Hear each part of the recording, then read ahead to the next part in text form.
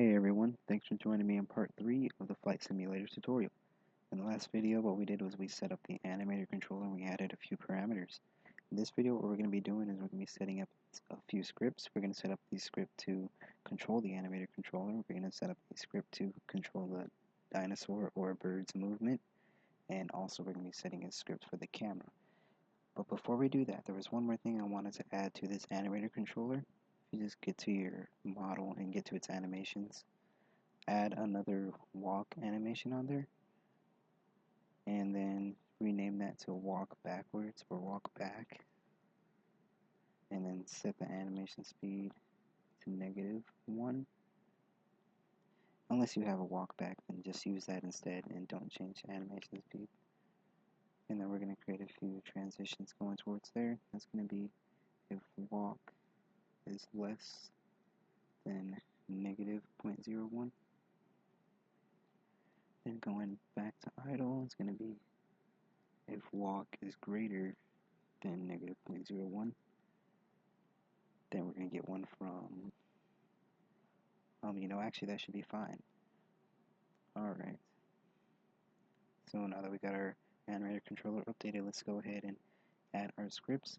If you are doing the tutorial on my website, then you will find the scripts there. If you're looking on YouTube doing this, then you will need to go to my website to find the scripts and just download them and import them into your project here. And what we're going to want to do first, just add the flying dino.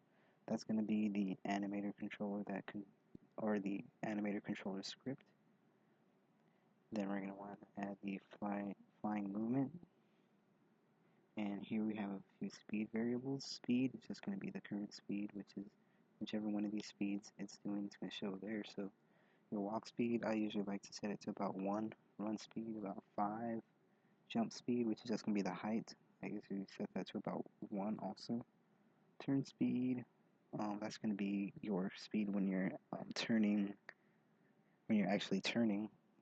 And then rotation speed is going to be the speed when you're turning while flying. So I'll go ahead and set that one at about 15. Alright, so that's pretty good there. Now we're going to want to add the player camera script onto the player. And here we have a few more variables. We have the distance, the height, the rotation damping, and the bias. So the distance, we'll go ahead and set that, I'd say 2 should be fine since it's a small model. Camera height, I'll put that about 0.5. Rotation damping, you're going to want to have this, I'd say probably a little high.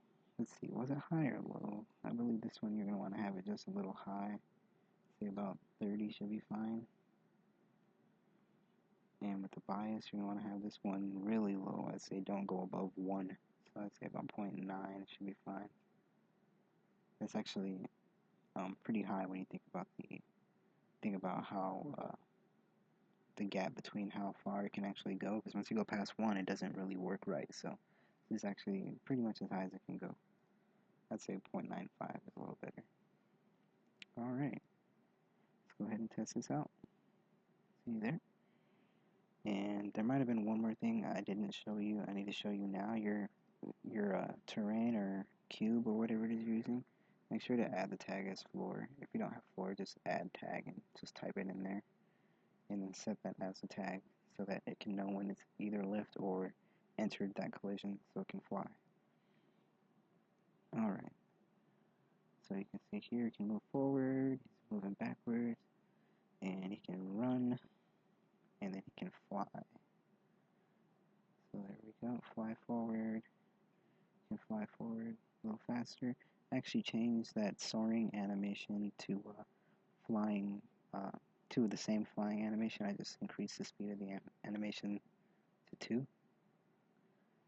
And here you can see he's rotating on his x-axis. Here he's rotating on the z, and then on the y. So it gives it more of that actual bird flying when it gets to lean on your side and actually pull backwards to turn instead of just using the rotating. It's not really how a bird flies, but I did add it on there just for the option to make it a little easier. Okay, alright. Well, that's pretty much all there is to setting up this flight simulator.